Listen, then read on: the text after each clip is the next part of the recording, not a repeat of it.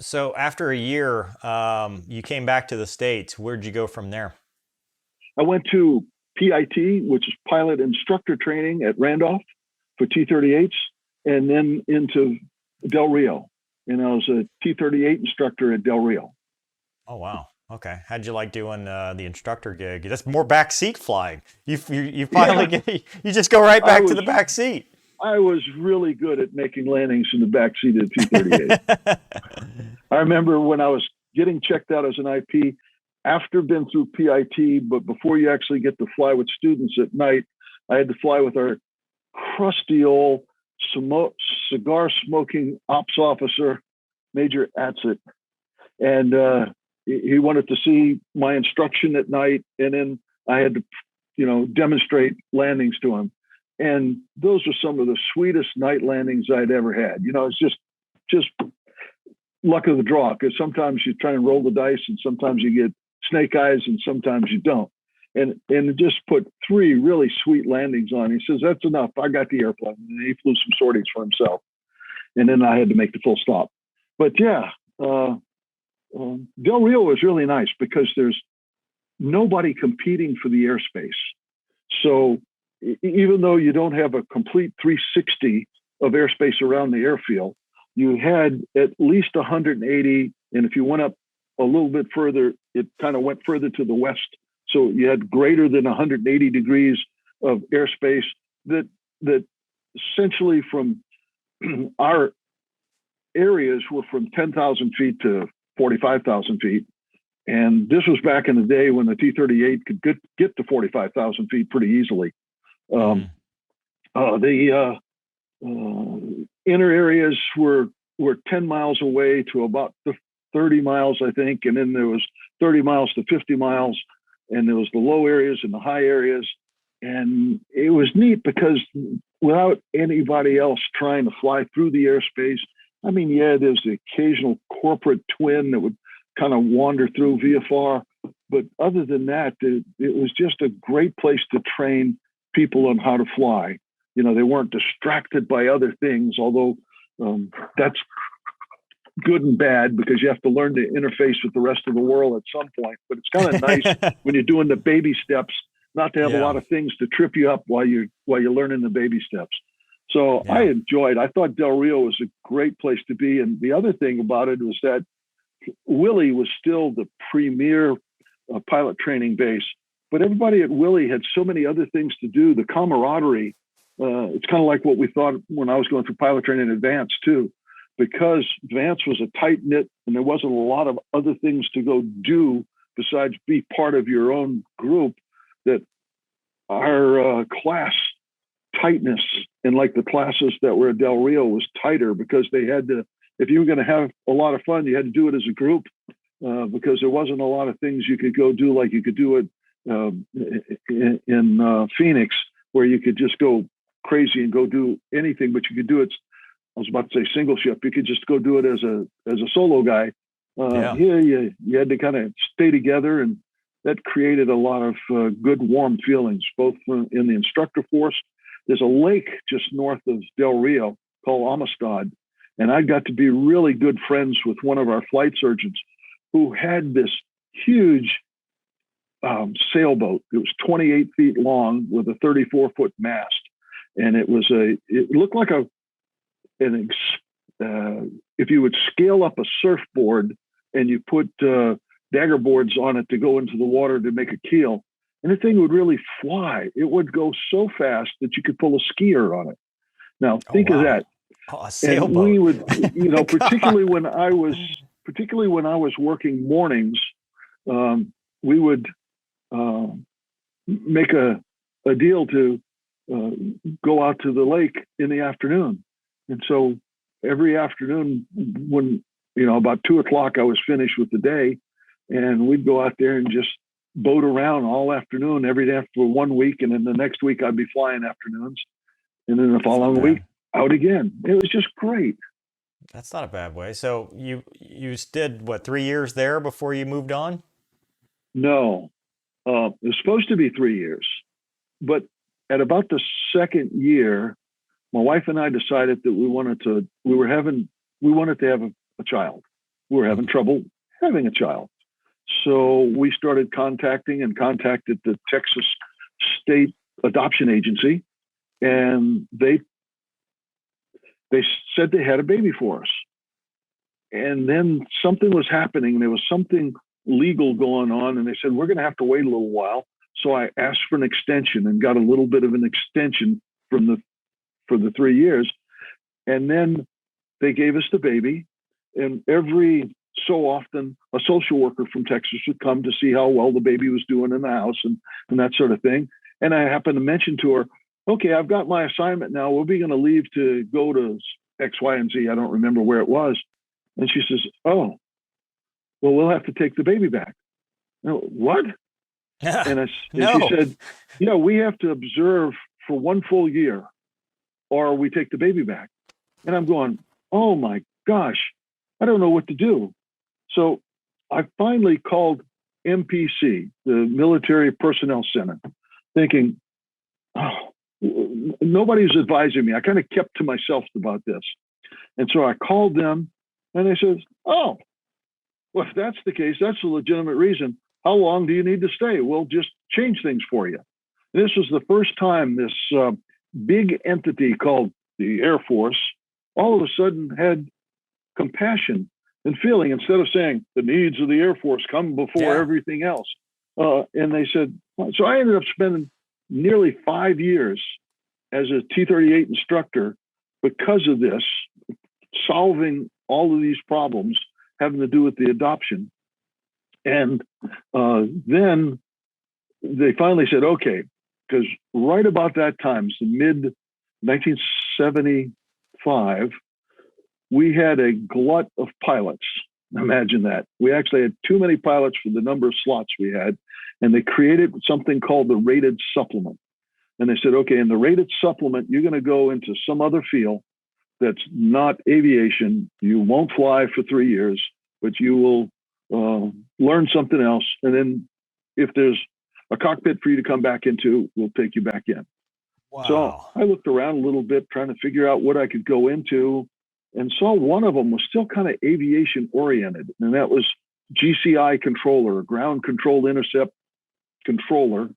And they're the ones that I had talked to when I was in Vietnam. They're the ones that helped you get together with the tankers and did the air traffic control, but their job was not to keep airplanes from running into each other. Their job was to get airplanes together.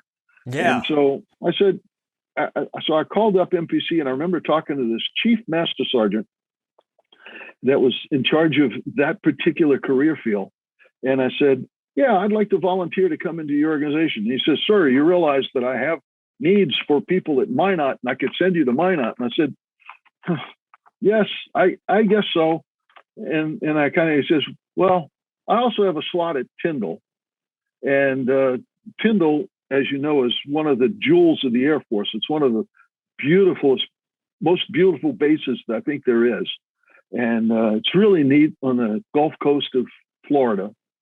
And he says, I'm going to send you there. And lo and behold, he says, and by the way, they have a need for T-33s to be flown as targets for the GCI controllers. And after you check out as a GCI controller, which for the 6 months of training, you don't do anything else but that, then we'll get you checked out in the local squadron. And so Here I am going into a rated supplement program and only not fly for 6 months. And That's then, awesome. although I wasn't flying very much, I ended up getting 100 hours a year after that.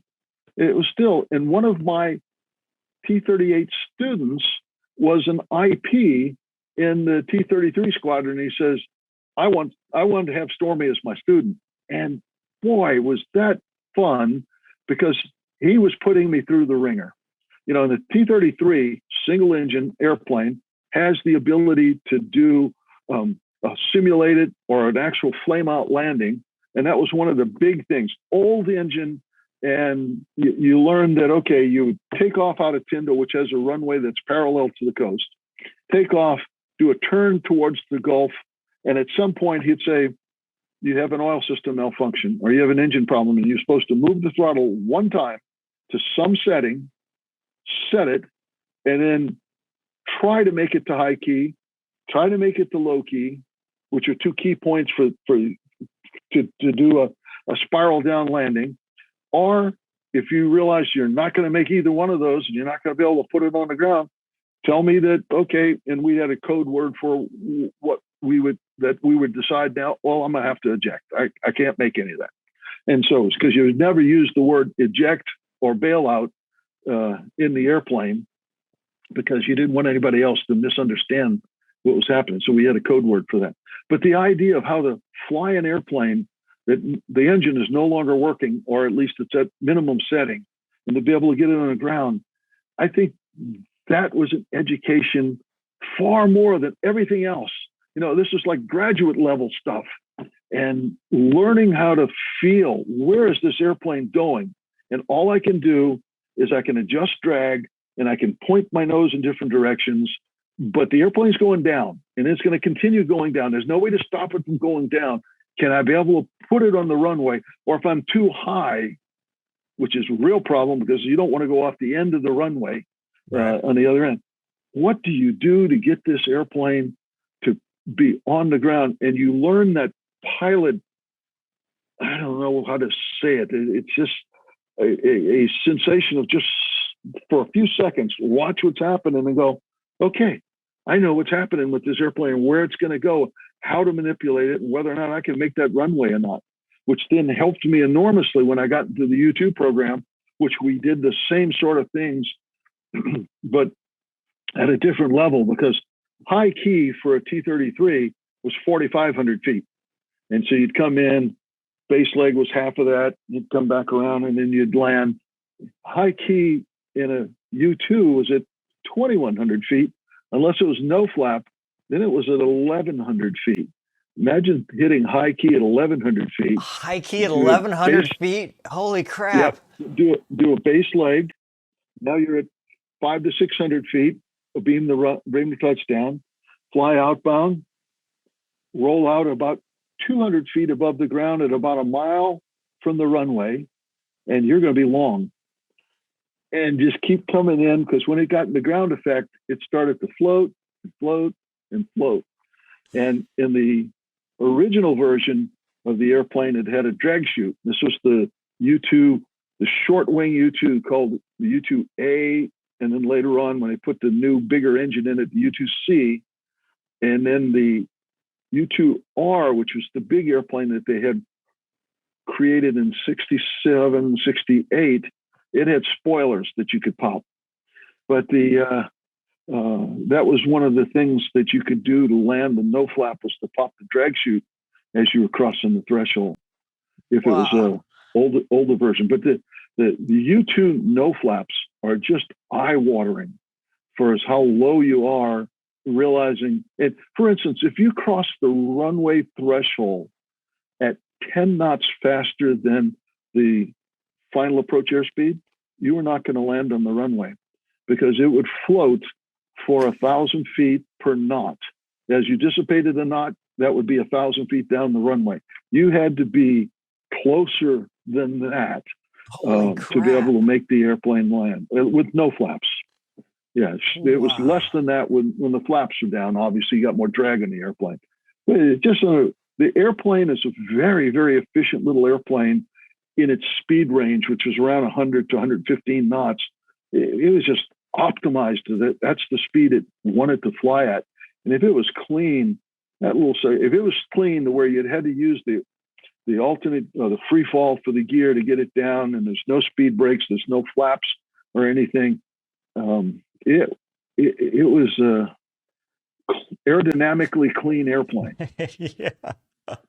Wow. Because I was one of two people in the Air Defense Command that had come directly out of TAC into that, had a TAC background, they sent me to Nellis for a special exercise that was going on called ACM, Aim Val, Ace Val, which was where the Air Force was flying F-5s as the aggressors, F-15s for the Air Force, and F-14s for the Navy, and it was a joint Navy Air Force exercise. Notably, for the aim valve part of it was to evaluate missiles. The Navy wanted a new IR missile that was thrust vectored, so it would come off and it could really do almost a 135-degree turn off your wing and go get somebody behind you. And the Air Force wanted to have more IR missiles, so they wanted something smaller than the AIM-9 is. And you think, gee, how can you make something much smaller? But they wanted to have lots of small munitions. The Navy wanted to have big ones. Congress says, we're not paying for both of those. Go have a fly-off and tell us which one you like the best. And the ace valve part of it was looking at which airplane's tactics in a two-ship tactic would work best against the F-5s that they were using as the aggressors. And it would be from 2 to 4 of those, sometimes single ship, but not often, of those. And so it was a wonderful thing. And I remember the point of my story is that the F-15, the head guy of the F-15, we would always be, after each sortie, we'd be evaluating it and figuring out what he had done, what had gone wrong, how he thought he could do better. He remarked to me, he says, yeah, that was my first flight on Monday. I'm really rusty. And he says, I don't feel comfortable unless I'm flying 2 sorties a day to be up with air-to-air work. Yes. And today you can go, oh, yeah, well, I've got my landing currency at 45 days. I'm good to go. Yeah, and I'm going, you can't be proficient. My personal opinion, you can't be proficient in an airplane if you haven't flown at least 3 or 4 times that week. And I used to quite often feel like, we would fly at Beale, we would often fly twice a day. Not like back when I was a T-38 instructor where we'd fly 3 times a day, but then it's a little different. It's a production thing. It's really trying to generate students, but to actually generate sorties to become proficient and maintain a high level of proficiency. Yeah, I thought I got rusty if I was dangerous if it was 15 days between flights, in my opinion. So was that the T-33 assignment, a 3-year tour as well? It turned out to be a 2-year tour because at the end of my 2 years, MPC called me up and said, hey, we're going to have to send you remote. And I said, I've already been remote. I was in Vietnam. I said, we haven't been remote in this career field. And the career field for, that's exactly the words they use. The career field for GCI controllers was a high overseas commitment too. They had lots of things.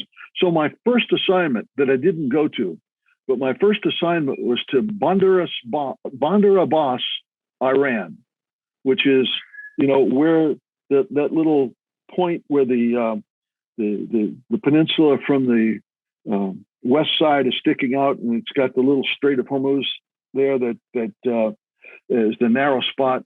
And I went to a special class at Eglin to educate you about all the customs and courtesies in Iran and what to expect and that sort of thing. Then about that time was when all kinds of crap was happening in Iran, and they took over the embassy and stuff, so they canceled my orders and they just sat me around for a while. But I was so close to moving that I'd already sold my house. We had bought a new house in Slidell because my wife's parents had now moved from New Orleans to Slidell. So we went and bought a house in Slidell, a couple of miles from them, so that she'd have family around her while I was gone for a year. And now I'm talking to the Air Force once again to say, well, what do I do now? I've already moved my family and I've got a house there. I can't. And they say, well, we'll just put you up in quarters on the base. And I said, I can't afford to keep my house without having a housing allotment. If I move on base and lose my housing allotment. And that's when I found out we used to kid that, oh, you're just a Class B bachelor, meaning that your family's away and you're by yourself. You're not really a bachelor, you're a Class B bachelor. Well, that's written in an Air Force regulation. It says a Class B bachelor is a person who, due to no fault of his own, is in a situation to where he needs to have housing allowance but he's required to live on base at the same time. So I moved into a BOQ, still got my housing allowance, and every weekend I would drive from Tyndall to Slidell to spend some time with the kids and stuff, and then drive back again until they said, oh, okay, we got another assignment for you. We're going to send you to Iceland. You're going to go to Reykjavik. Okay. And then, no, that got canceled because I was going to be in a command post. So we're not using you in that career field. We need to put you in the GCI business. So finally, they gave me an assignment to, I thought at first they had said Catalina, meaning the island off. Yeah. And then, no, it's Catalina Air Force Station, which is sort of in the center of Alaska. If you draw a line between Anchorage and Nome, Catalina's on that line exactly halfway between the two of them. So it's really in the middle of the state. And so I became the captain ops officer. There was a major commander and 3 lieutenants running the 3 shifts of controllers that watched the skies in Alaska and controlled airplanes out of Alaska. And that's where it was really interesting, because having an F4 background, and F4s were the primary interceptors then. F-15s had, when I was down at Tyndall, by the way, I was lucky enough because the unit that I was with was called Whetstone Control, which is the unit that does live firing missile missions out over the Gulf, controls those, controls the drone. And so I got to control some of the very first F-15 flights before they were finished testing them from Eglin. They would come out of Eglin and go fire missiles and stuff to check them out. That's where we discovered that one of the original flaws in an F-15 radar is it coasted too long. We had the drone in an orbit, kind of heading north and south, and the guys rolled in behind the drone, and they were tracking it. And as we got to the point where we don't tell them when we turn the drone, we just turn the drone. They're supposed to follow it. Well, we turned the drone, and they keep heading north, and pretty soon they're about ready to bust out of the airspace. And I said, you must turn north. I mean, we must turn to the west to avoid busting the airspace. Well, we're still tracking the drone. I said, knock it off, knock it off. And then we got down and found out that they had something like a 15-second coasting mode in it. Wow. That if the thing lost track of it, that it would just continue to coast. They went in and re-wickered the software on the radar, and it came back out a couple of weeks later and said, "No, we're going to try it again. We need you to turn the drone a whole bunch of times." So it was just growing pains with the new piece of gear. Well, anyhow, they were in the Alaska. They were still using F4s, and we always knew the F4 had great range if only you could use the tanks until they were empty, and then and punch the tanks off. Then you had a slick airplane. That airplane was really something, particularly when it was slick, because it would really go.